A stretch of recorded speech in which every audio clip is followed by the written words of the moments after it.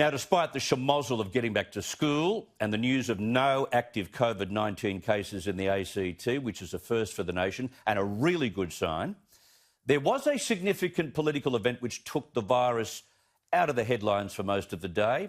One of federal Parliament's Mr Nice Guys, Labor's Mike Kelly, announced his retirement today. The former Army Colonel has had long-running kidney-related problems and became very emotional as he acknowledged the sacrifice made by his family. Every decision that we have made about what I'm doing was done around the kitchen table, and they have always been willing servants of the nation as well. As a lot of people out there in that defence family situation will understand all of those sacrifices, all of that pain that they go through, and it was...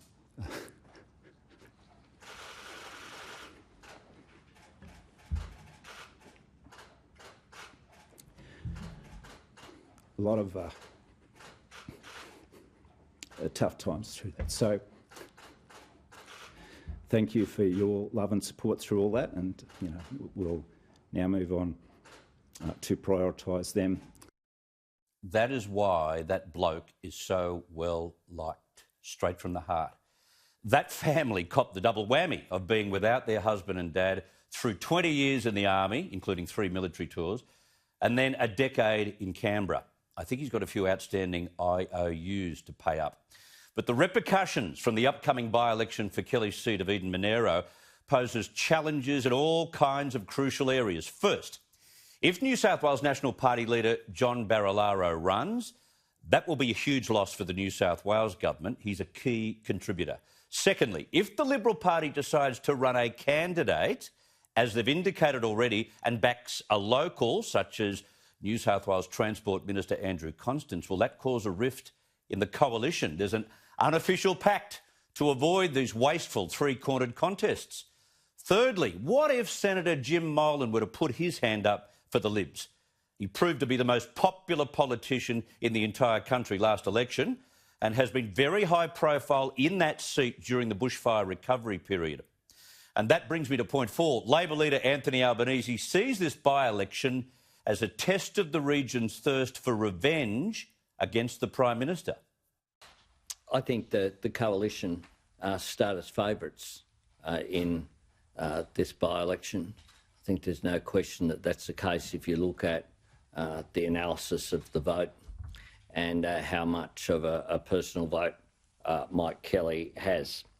But it is an opportunity for the people of Eden-Monaro to send Scott Morrison in particular and the government a message about how satisfactory the government's response and Scott Morrison's response was to the bushfire crisis. So we're back to the bushfires, or are we really back to the Hawaiian 4-day holiday? Will the people of Eden-Monaro really have a reason to protest against the PM's alleged deficiencies during their bushfires? I maintain that he did more as a Prime Minister during that bushfire crisis than any other has, considering the fact that PM isn't even in the chain of command when it comes to a bushfire. And the role of the ADF, plus the billions poured into the actual recovery, I think are both proof of that. But a quick round of polling in the electorate will determine whether the baseball bats are out or not. If they are, is Molan or Constance the better chance? Well, this afternoon, Andrew Constance was talking up his possible opponent. Barra brings an incredible experience to the role.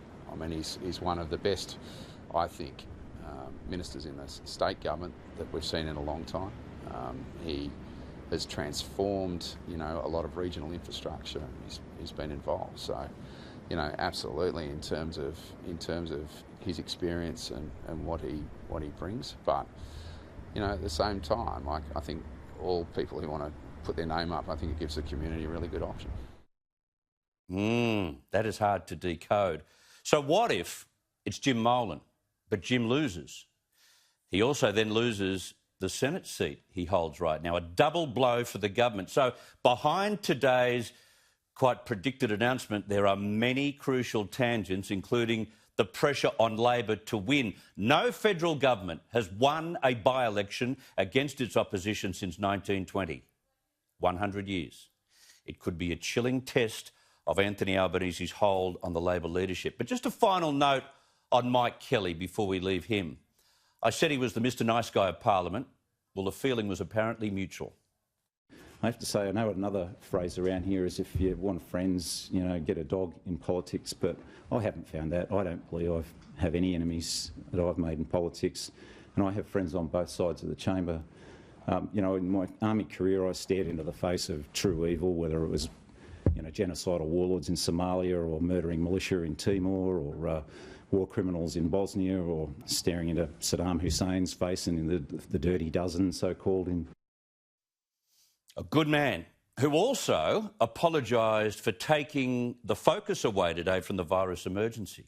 He did that at the beginning of the press conference, something Malcolm Turnbull wasn't inclined to do last week when he took the focus away from the emergency and put it on him.